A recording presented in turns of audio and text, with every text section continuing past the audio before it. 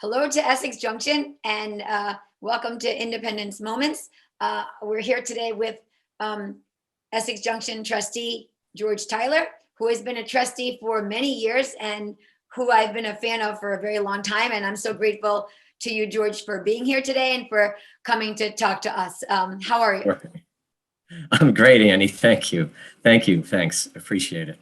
Would you mind, George, telling everyone how long you've been a trustee, and then you were president of the trustees for a while as well, for quite some time? Yeah, I was president. I got onto the board in 2008, and I've been on the board ever since then. I became president in 2010, and then I think it was for about 7 years, and then Andrew Brown took over for me in 2017. So for more than half of the time that you have been a trustee, you have been president. Yes, yeah, and yeah, it was fun. It was good. I mean, it was a great experience. It was a lot of fun working with the people I've had. I mean, I had such wonderful, amazing people. I mean, Lori Houghton, Elaine Haney, who've left the board, but went on to do even bigger and better things. So it was always good. And I think we had, even with with Dan, Karen, and Andrew Brown.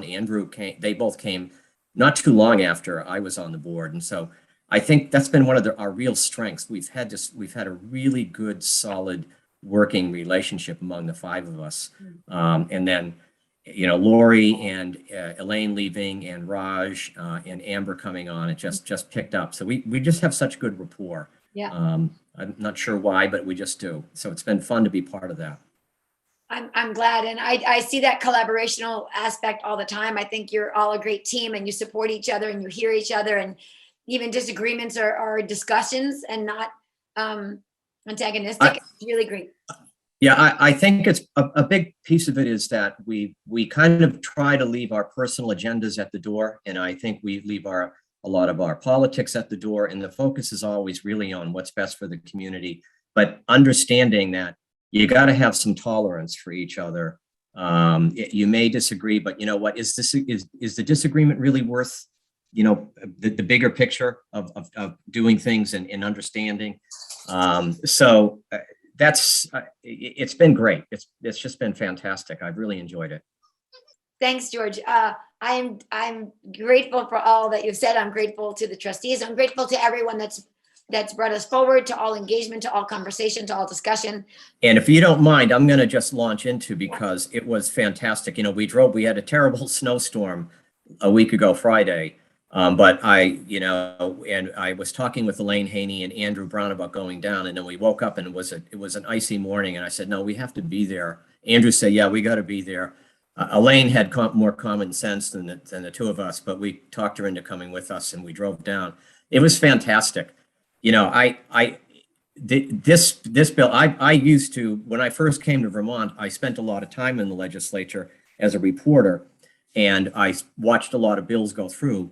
And to watch this bill go through the Government Operations Committee pass unanimously, Ways and Means pass unanimously, then the full House passed unanimously, 152 members voting on it, and passed unanimously. It was remarkable, and it was a testament to the effort that we put into this. I agree. I think because it was so prepared and so thorough and so well thought out and so clearly collaborative. Right. Yeah. Right.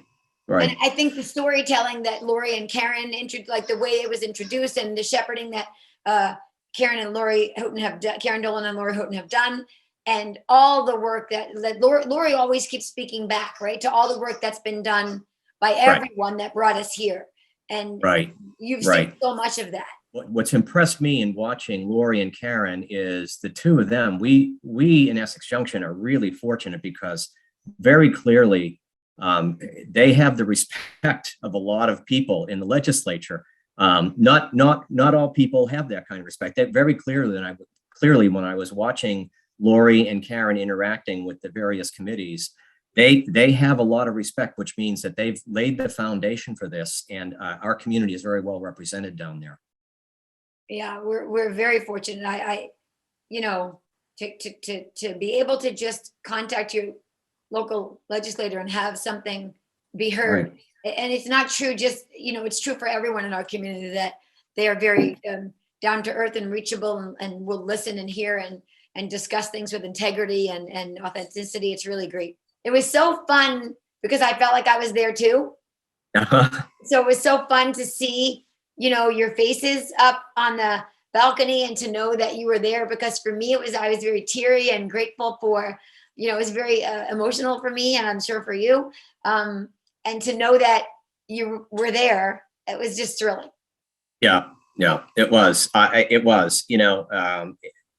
It was interesting because it was a dark drive and it was really dark, and then we got to the vote, and it was funny. We've been in this. I don't know if you've been in the State House, but it's full of glass, and it was like the sun came out. The clouds parted. It was wonderful. It was a wonderful moment. It was really great. Wonderful moment. It's great.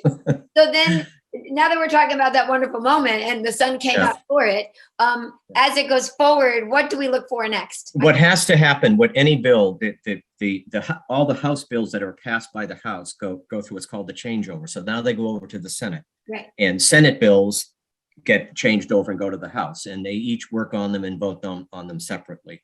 And I think, see, that's why I've got a wood desk underneath here, so I'm knocking on wood the whole time that it's going to go as smoothly through the Senate Get some too. as it went through the House.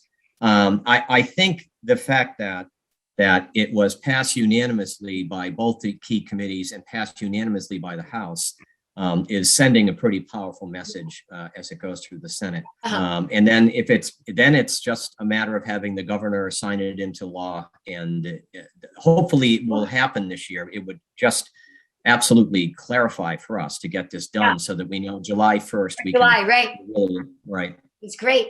And if I understand correctly, we are now about 3/4 or a little more than 3/4 through the process. Yes, I would say about 3/4 through the process. Great. Yeah. Great. I'm excited. I do not vote a little, but I feel also hopeful because like you're saying, I think that the sun being out and the forward motion and the unanimous votes and the clarity and the specific, the charter itself is so well done. It's thorough. I keep saying it, but I think that is where, we're really the most prepared, is that, it was done steadfastly and devotedly and time consumingly, and nobody gave up on that. People just kept at it until, no matter the hours you had to all put in, staff and the trustees and the supporting characters. It's just fantastic. So yeah. I'm thank you for this independent moment, and no problem. Thank you for all you do. I told you earlier before we started recording that when I first moved to Sand Hill Road in 1996, that you were in Essex Reporter, and I would see the little, I really enjoyed reading that. And it's great. I hope you don't mind. I said that I can take it out if it's too silly, but it's just, I'm so grateful for you in my life and in our community's life. Thank you. Well, thank you for doing this, Annie. I really appreciate you taking the time to track us down and get these independence moments. A good thing. And I really it's been fun for me, and it makes me excited to talk about these things. So thank you so much for your time today, George. All right. Take care. Have a great day. All right. You too. Bye-bye. Thank you.